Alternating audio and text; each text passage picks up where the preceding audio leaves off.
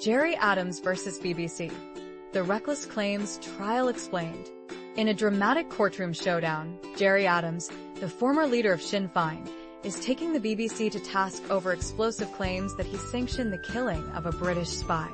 This accusation, which Adams's legal team has labeled as reckless journalism, is rooted in a single anonymous source and has sparked a fierce defamation trial that could have significant implications for both Adams and the BBC. The High Court recently opened its doors to this high-stakes civil trial, where Adams's lawyers argue that the BBC's 2016 Spotlight program and accompanying article unjustly tarnished his reputation.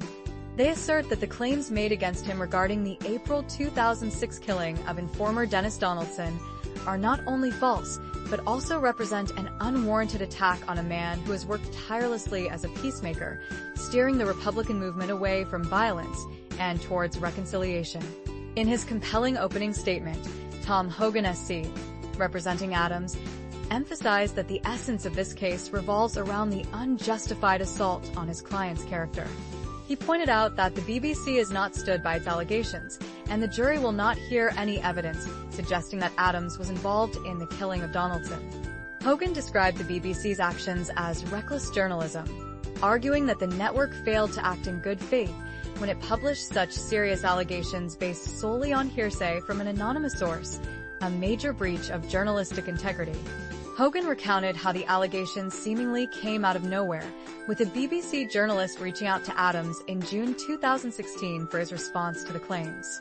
The allegation that Gerry Adams sanctioned the killing of Denis Donaldson is not true, he firmly stated, highlighting that Adams's denial was never presented to the anonymous source, nor was the source asked to substantiate their claims.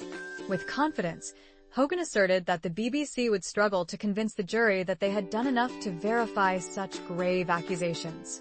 He noted that the BBC might argue that it acted reasonably in publishing the claims, suggesting that Adams's already controversial reputation meant that a false murder accusation wouldn't significantly damage his standing. It's fair to say that Gerry Adams could be described as a polarizing character. For some, he is a hero, for others he is not, Hogan acknowledged, reminding the jury that their task is not to judge Adams's character, but to assess the validity of the claims made against him. As the trial unfolds, Adams has taken the stand, sharing poignant stories from his childhood in Ballymurphy, the influence of his grandmother, and his journey into politics during the tumultuous times of the Troubles. He has also discussed the formation of the Northern Ireland Civil Rights Association, providing a personal glimpse into the man behind the headlines. The BBC, on the other hand, stands firm in its defense, claiming that the Spotlight program was produced in good faith and was a responsible piece of journalism addressing a matter of public interest. They argue that their investigation was thorough and justified. With the trial expected to last up to 4 weeks, all eyes are on the courtroom as this significant case unfolds, potentially reshaping the narratives surrounding both Gerry Adams and the BBC.